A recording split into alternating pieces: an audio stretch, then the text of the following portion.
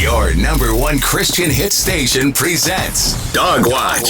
Former San Antonio police officer, author, and pastor Tim Rupp takes you through real-life scenarios and discusses excerpts from his books. You've never heard cop talk quite like this. Dogwatch starts now. Well, hello and welcome to Dogwatch. I'm Tim Rupp in the Rev.fm studio in wintry Idaho Falls. Here with me, the station manager, Gary Austin. Hello, Gary. Hey, Tim Rupp. Well, winter is here. It sure is, officially. You know, we missed a week because, you know, my father died. He was in Texas, and it wasn't a big surprise. Dad was, 88 years old, and he had some health issues. Towards the end there, he lived a very healthy life.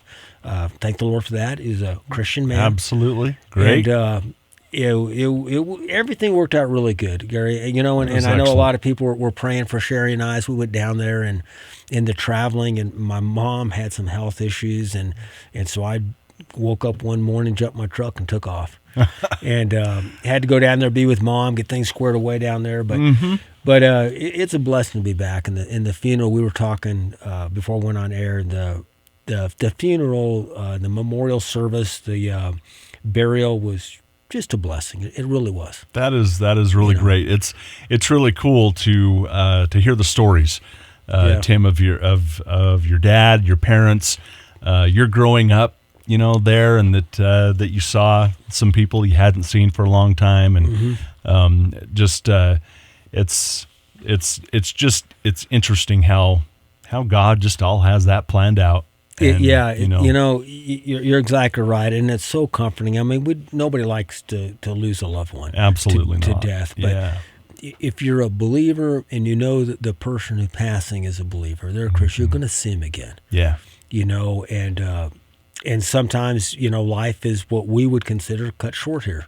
Young people die, tragically, unexpected deaths and much more difficult to deal with. Yes. Because they are unexpected. Yeah. But it's so important to know that your life is in the hands of the Lord. Mm-hmm. And if you haven't done that, trust the Lord as your Savior, and so you know where you're going to go when you die. So important. It's such a blessing to have Christian friends and families. Yes. Hey, so Officer Down memorial page. So let's look back in history. In 1858, Constable John Leary, Columbia Police Department, California. So this is 1858. Before the Civil War. So this would have been before California was a state. Yeah. Because California didn't become a state until sometime after the Civil War. Yeah. Close to 1900, I think. Yep. Anyways, Constable John Leary and policeman Joel McDonald were shot and killed during an operation to arrest professional thieves. That was very interesting. Listen to this. This is an interesting story. The officers noticed 3 suspicious men loitering around the town and came up with a plan to determine their motives. Policeman McDonald approached the men out of uniform and began talking with them. So he goes kind of undercover, Officer really McDonald. does. After he earned the men's trust, it was suggested that Policeman McDonald and the 3 thieves would rob a house together, then go back to the Policeman McDonald's saloon and and divide the loot. So Policeman McDonald was also a saloon owner. He also owned a bar. And he said, hey, these guys are up to no good. So they said, I wonder what they're going to do. So McDonald informed Constable Leary of the plan, and the two agreed that Leary would hide at the saloon during the robbery so the suspects could be taken by surprise. Oh, wow. This is a plan they're coming up with. The robbery went as planned, but the robbers grew suspicious as they approached the saloon because they noticed that a light was on. Uh-oh. They asked Officer McDonald what the light meant. Because they were unsatisfied with his answer, they drew a gun and shot him in the head, killing him instantly. Oh. They then fled the scene. So they never went back to the saloon where Leary was waiting to take him into custody with McDonald. 3 days later, Constable Leary located the suspects and was attempting to arrest one of them when the suspect pulled out a gun and fatally shot him. Oh, my goodness. So these bad guys killed 2 officers And two of the suspects were captured within days of the incident and lynched by angry citizens. Okay. The third suspect was shot and killed during an arrest attempt. So all three of the bad guys were killed. Well, that's a good thing. Yeah, it would have been better if they were tried and convicted properly and then hanged. Yes. But anyways, Constable Leary served as city marshal for 7 years. He was survived by his wife. And daughter. Huh. Interesting. 1858. 1858. The Wild, Wild West. Yes. Man. That is so interesting. I like those old time ones. I do. They're very, very interesting. What do you have, Gary? This is Deputy U.S. Marshal Chase Sabethel White. He was shot and killed while attempting to serve a warrant at a home in Tucson, Arizona.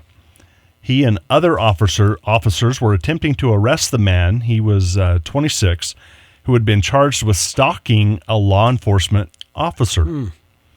The man opened fire, killing Deputy White before barricading himself in the home, and he surrendered approximately 1 hour later, it says. And that's really about all the information it gives. Marshal White, Deputy Marshal White, was a member of the U.S. Air Force Reserve. He served with the United States Marshal Service for 3 years, survived by his wife and 4 children. This is end of watch November 29th, 2018. Yeah, that's too bad. They're going to arrest a guy for stalking a law enforcement officer. Yeah. Why don't you just give up? He shoots and kills him, and then he gives up an hour later. Yeah. Now he's facing capital murder. Exactly. Why? Why? Just give up. Just terrible. Yep. Wife and child. Breaks my heart every time. Yes, It's just a guy trying to do his job, and we so badly need law enforcement. We just do. Yes. It's to keep the honest people honest, and the bad people just it just hurts my heart. Yeah. So please, and as I say often at the end of all my newsletters or blogs, you can catch them at strongblueline.org. My last tagline is always pray for your police. Just pray for your police. Yeah. Whether you like them or not, pray for them. Exactly. They're necessary. We love our officers, and please pray for them. Hey, if you've missed a recording of Dogwatch, you can catch us on Amazon, Google, Apple, and Spotify podcast platforms. Yes. Thank you, Gary. And, of course, you can always go to the rev.fm and look up the archives and listen to them there. So if you missed something, you haven't missed Good stuff. Yeah. So last time we were here was a couple weeks ago because I missed a week. And so what did we do last week? Did we play the best of, or did we just... no. Skipped out because of Thanksgiving? Or? Yeah, we skipped out because of Thanksgiving. Special? And So we just had Thanksgiving music. Yes. What's your favorite Thanksgiving song? Oh my goodness. I don't think I have one. It's a Christmas song. Oh, Christmas. I never thought about that. There's no Thanksgiving music. I mean, a lot of songs are thankful, especially Christian hymns and things. Yeah, they're thankful to the Lord and stuff like that. But I just thought I'd throw you off. Yeah, I didn't throw them off, man. Well done. Okay, well, a couple of weeks ago we talked about Baltimore getting body cameras for their pistols, right? Yeah, that's what it was. Yeah. Anyways, while I was doing some research on body cams, I come up with this article. Now, this was an article published by the ACLU, the American Civil Liberties Union, which is, we know, it's a far left organization, if you will. Mm-hmm. And this was published June 7th, 2021. So it's a couple years old, but this is the way it starts out. And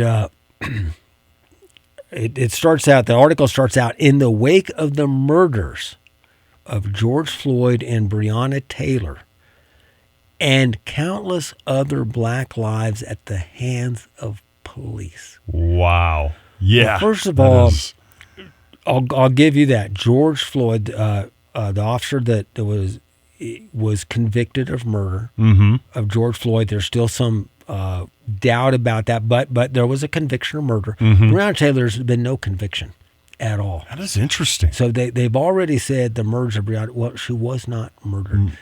Did she die at the hands of police officers? Yes. Mm-hmm. But though it was not murder. Mm-hmm. There's been nobody convicted for murder in that case at all. So, but this so tells you that the bent of this of the ACLU in this article, and because of that, what they say, because of that and other things, a lot of people have pushed for body cameras on police officers. They said, hey, let's get body cameras on police officers. And they said body cameras were, I'm quoting again, body cameras were proposed as a police accountability tool after the killings of Michael Brown and Eric Gardner in 2014. You notice they used the correct terminology here. They said after the killings. Yes. They didn't say after the murders. So after the killings in 2014.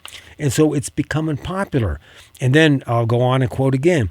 Those who call for body cameras view the technology as a tool to better monitor officer conduct, end of quote. So what the ACLU is saying is the whole purpose for body cameras was to monitor police behavior. Because these policemen are going out there doing all bad things. They're racist and they're doing all this stuff, and we're going to monitor them. And so it's continuing on here, quote again, in some cases, body camera footage has shed light on police misconduct that would not have been witnessed otherwise, which is true. Remember, we talked a couple of weeks ago about an officer in Idaho that was stealing some things. And then he went back and manipulated his body camera. Yeah. But he tried to. And he was caught. And if it wasn't for that body camera, probably wouldn't have known about the theft that he was doing. So it does do that. And then it goes down. I want to skip a little bit. It goes down and it says, well, it is clear that video footage, including body camera footage, has played an important role in driving forward the conversation about police accountability. The evidence on whether body cameras are an effective tool for actually delivering police accountability is mixed at best. So as you're reading this article, you're starting to think, are they starting to back off of this a little bit? Do they not want body cameras? Yeah, that's kind of what I'm thinking. But so we continue on. A comprehensive review of 70 empirical studies of body-worn cameras found that body cameras have not statistically significant or consistent effects in decreasing police use of force. Now, what they're saying is because body cameras, it's not decreasing the use of force. Officers are still using force as they did before. While some studies suggest that body cameras may offer other benefits, others show either no impact or even possible negative effects. Interesting. That is very interesting. And it says in 2017, researchers found that body cameras had no statistically significant impact on officer use of force, civilian complaints, or arrests for disorderly conduct by officers. In other words, officers continued to do just as they did. Nothing had changed. Right. Yeah. So what are the body cameras revealing? What are they catching? If there's no change in the police behavior, it says here about a 2016 study, that I quote again. One 2016 study found that 92.6% of prosecutors' offices in jurisdiction with body cameras have used that footage as evidence to prosecute civilians. Well, just 8.3% have been used to prosecute police officers. Similarly, an investigatory report by Fusion found that body cameras are more likely to be used to clear officers of wrongdoing and lower litigation costs rather than hold officers accountable. There you go. There you go. Maybe the body cameras are showing that the police are, by and large, doing the right thing. Exactly. That they've always been doing. That they've been doing. Now it says that 8.3% have used to prosecute police officers, but even out of that 8.3, how many was actually convicted. Exactly. So, but still, by and large, it's used against civilians, not police officers. The idea of body cameras may have little or no impact on policing, either in preventing police violence or holding police accountable after the fact.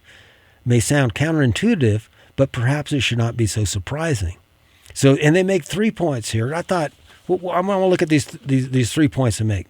Number one, first, quote, unlike bystander footage that helps community watch the police, body camera and footage collected by them are recorded from the officer's point of view and controlled by law enforcement. So what they, and I'm not going to read this whole paragraph. What this paragraph is saying, Gary, is that when they get body camera from a police, it shows the police viewpoint. Well, that makes sense, you know. And they're saying if a civilian records something or other cameras capture it, it may capture the whole thing. And so I say use everything you can. You know, use video footage from anywhere. Yeah. Whether it's a public camera, it's a private phone, or whatever it is, use everything to find out the truth. You want to find out the truth of the matter. And they also make the thing that, well, officers could try to document things and not release the whole thing. Recently, I mean, you can get copies of everything. You can file for it, and all that will come out.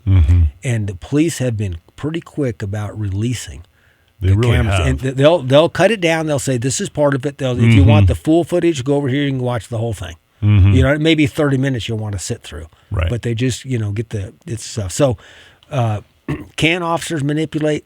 Yeah, they're going to get caught. I mean, absolutely. Can I say that none of them ever got caught? Yeah, you know, some may be nefarious, but most of all, they're not.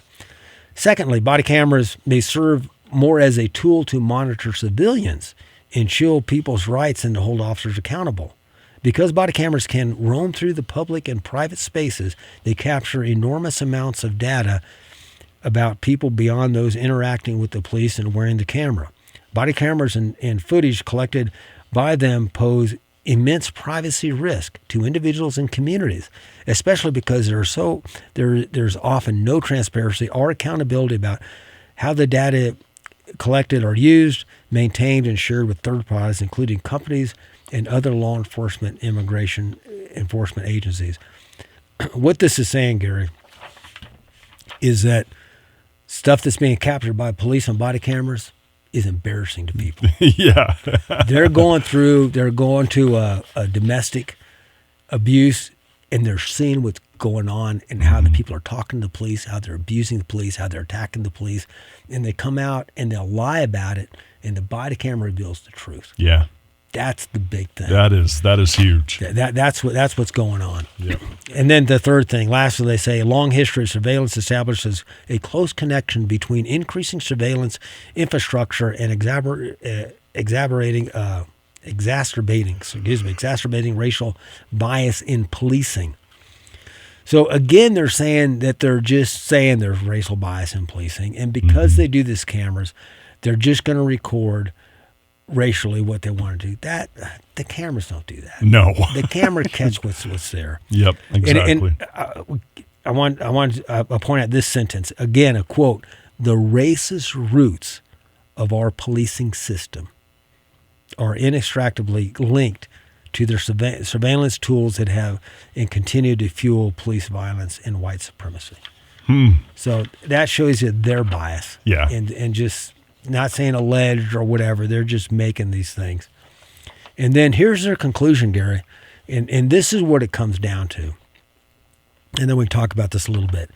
It says this, quote, "Before spending millions of dollars on more body camera technology that will significantly increase already excessive police budgets." Oh, now they're concerned about budgets. "We should first examine whether that money is better spent on other services with a more meaningful impact on public safety." What they're saying is these people that were all like, yeah, body cameras, oops, that's what it's showing. Yeah. Maybe not. Okay. Let's look at the budgets. We can't afford them. That's exactly what it's doing. You know, when I was a policeman, I wish we had body cameras. There's a lot of stuff that, I mean, I don't mean just to defend what I was doing, but there was a lot of stuff that I did. It was kind of fun, right? You know, and I would like to see it. I like to have some historical data. I like to have some video of that. I can show my kids, you know. Exactly. No, but, that's so true. But, you know, and I think it does hold. I think it's good for officers. Yeah. Because I would think twice. I go up to stop somebody, you know, pull them over, and I turn my body cameras on. You turn the lights on. A lot of times they come on automatically. And you're going to talk to a citizen. You know, just be nice and respectful because it's all being recorded. Mm-hmm. You know, so if you're an officer and you're being a jerk with somebody, it's recorded. And your sergeant can look at it, you know. But then again, the person's been a jerk with you and you're being Mr. Nice or Mrs. Nice or whatever it is, you know, it's all recorded. Well, it's kind of like the whole defund the police. You know, it's now a lot of people are like, wait a minute. Bad idea. Okay, we need some protection. Where's the police? How come we have homelessness all over? How come this and that? It's like, well, yeah, you wanted to defund the police, and now you get rid of the police, and you got all these problems. Exactly, and you wonder what's going on. That's like in the summertime, we're going to defund lawnmowers. So I got no lawnmower. Well, your yard looks awful. Yeah, but I defunded the lawnmower. Yeah. Does that make any sense? That's ridiculous. No. Am I ridiculous? No, that's, yeah. The premise is you need this. Yes. That's dumb. We wouldn't want to defund our garbage pickup systems. We'd have garbage all over the place. No. Yeah. Now we have criminals all over the place. Exactly. We're trying to do that. Yeah. Hey, we're out of time again, Gary. Here we go. I can't believe it. There are good things about body cameras. They've done a lot of good, and I don't think we're getting rid of them. No. I think the technology is there. Yep. It's positive. It's doing a lot of positive things. It is keeping some officers in line, and it's revealing things. You know, it they is. do get out of line. That percentage is low. It is, but it needs to be cleaned up. You know, whatever Sure. never needs to be cleaned up. Let it show. Thought from the good book today: for his eyes are on the ways of man, and he sees all his steps. There's a video camera going on everywhere. The Lord sees everything. He sure does. Hey, thanks for listening in. If you have a topic or question you want to address on Dogwatch, send me an email. You can email suggestions, questions, comments, or complaints to dogwatch@therev.fm. That's dogwatch@therev.fm. Thank you for joining us. Remember, make the watch strong. Dogwatch is brought to you by the Strong Blue Line and your #1 Christian hit station. Send your comments and questions to dogwatch@therev.fm. You can download the Dogwatch episodes from therev.fm, as well as offer your financial support for this program. Be encouraged, be strengthened, be enabled in your faith with Dogwatch.